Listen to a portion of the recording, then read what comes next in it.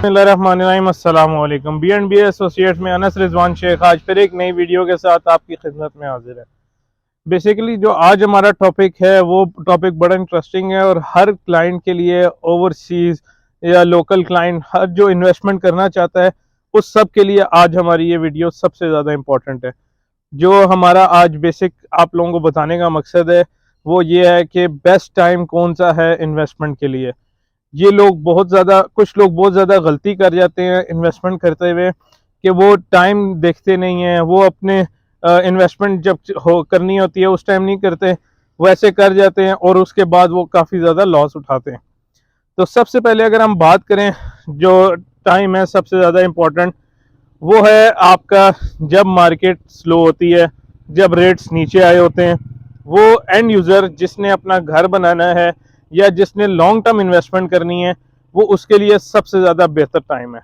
अगर आप उस टाइम इन्वेस्टमेंट करते हैं जिस वक्त रेट्स काफ़ी पीक पे होते हैं, जब मार्केट बहुत तेज़ चल रही होती है, उसके अंदर जो ट्रेडिंग हो रही होती है वो बहुत पीक पे होती है, उस टाइम अगर आप इन्वेस्टमेंट करते हैं तो उसमें आपको काफ़ी ज़्यादा लॉस भी उठाना पड़ सकता है। उसकी वजह ये है कि जब ट्रेडिंग हो रही होती है, ट्रेडिंग एक जाती है पीक रेट पे।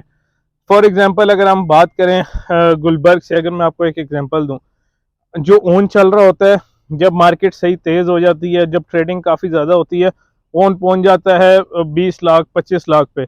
उसके बाद जी क्या होता है, जब वहाँ से परचेज़र अपनी या इन्वेस्टर अपने पैसे निकालते हैं वापस और परचेज़र कम हो जाता है तो रेट्स ऑटोमेटिकली रिवर्स हो जाते हैं, क्योंकि जब परचेज़र नहीं होता तो लोग अपनी चीज़ माइनस में भी सेल करके जाते हैं। उसकी वजह यह है कि उनको पैसे ज़रूरत होते हैं उस वक्त। और जब आप इन्वेस्ट करते हैं, जब रेट्स नीचे होते हैं, जब काफ़ी ज़्यादा मार्केट स्लो होती है और आपको पता है कि मैंने ये चीज़ कल नहीं सेल करनी या 2 महीने बाद सेल नहीं करनी, मैंने 2 साल बाद सेल करनी है, तो जब भी मार्केट स्लो हो उसके अंदर इन्वेस्ट कीजिए, ताकि ये कि आपकी इन्वेस्टमेंट आपको फ़ायदा दे फ्यूचर में जाके। अगर आप उस टाइम इन्वेस्ट करेंगे जब हर बंदा उसके अंदर परचेजिंग कर रहा है, हर बंदा सब कुछ कर रहा है, तो जिस टाइम लोग परचेजर कम होगा ऑटोमेटिकली आपका रेट डाउन हो जाएगा। उससे पहले आपसे रिक्वेस्ट है कि हमारे चैनल को लाजमी सब्सक्राइब करें। हम आपको इंफॉर्मेशन प्रोवाइड करें पूरे रियल एस्टेट सेक्टर से। आप कैसे अपने पैसे बचा सकते हैं, अपने कैसे पैसे सिक्योर कर सकते हैं, अपनी इन्वेस्टमेंट कैसे सिक्योर कर सकते हैं, ये सारी चीज़ें हमारे चैनल पे आपको मिलती रहा करेंगी। तो आप हमारे चैनल को लाजमी सब्सक्राइब करें और बेल आइकन पे दबाना ना भूलिएगा, उस ताकि ये कि हर आने वाली वीडियो की अपडेट आपको मिलती रहा करें।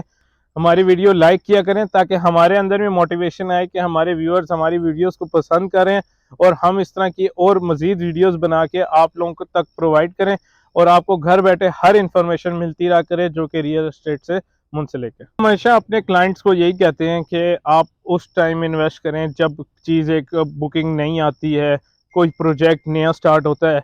अब अगर आप मेरे पीछे ये प्रोजेक्ट देख सकते हैं, आज अगर मैं इसकी बात करूं 3 साल पहले की, जिस वक्त ये स्टार्ट हुआ था, बहुत कम लोग थे जो इस पर ट्रस्ट कर रहे थे कि यार अभी ये स्टार्ट हुआ है, इतना बड़ा प्रोजेक्ट कैसे बनेगा। आज उन्होंने ये प्रोजेक्ट खड़ा भी कर दिया, सारा कुछ बना भी दिया। और आपको मैं अगर जेन्युइन बात बताऊं, इसके अंदर दुकान लेना सबसे मुश्किल काम है गुलबर्ग के अंदर, क्योंकि इसके अंदर जितने हैं उन्होंने एंड यूजर्स हैं, उन्होंने वो दुकान अपनी सेल करते ही नहीं है। वो कहते हैं कि हमने ये दुकान रखनी है, क्योंकि क्या वजह है, वो टाइम पे डिलीवर कर रहे हैं, आपको इन्वेस्टमेंट आपकी सिक्योर है।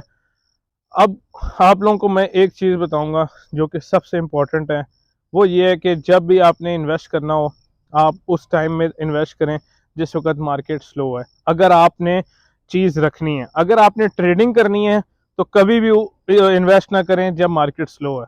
कि अगर आपने चीज़ लेनी है 2 महीने बाद 6 महीने बाद आपने सेल करनी है, तो हमेशा चलती हुई मार्केट, जब आपकी मार्केट आपको लग रहा हो कि यार इस वक्त परचेजर है मार्केट में, इन्वेस्टर है, तब मार्केट में आप ट्रेडिंग के लिए इन्वेस्ट करें।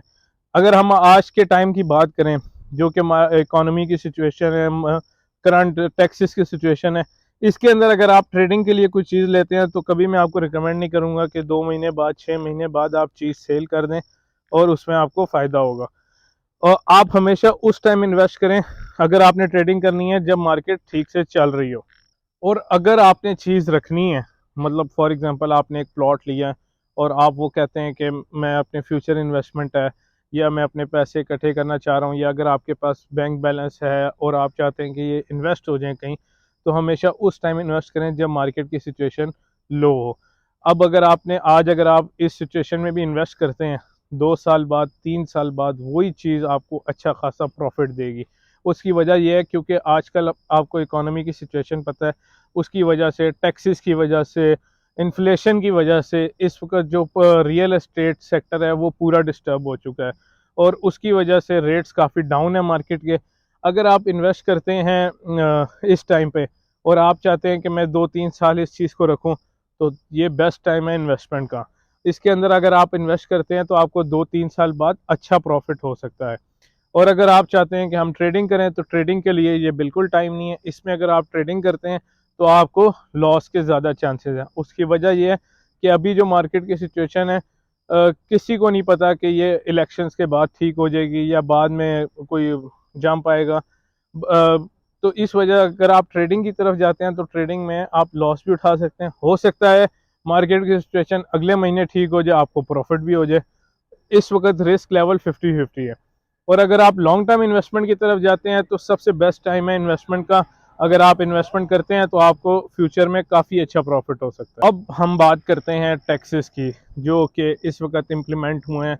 जैसा कि सारों ने देखा कि जो हमारा बजट आया था इस 2023 का, उसके अंदर कहीं पे भी कोई tax implementation real estate sector के लिए नहीं हुई थी।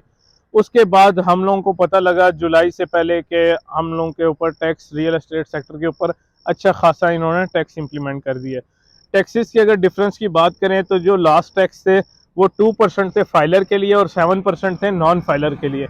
और इस वक्त जो टैक्स आपका बन रहा है वो है 3% है फाइलर के लिए और 10.5% है नॉन फाइलर के लिए।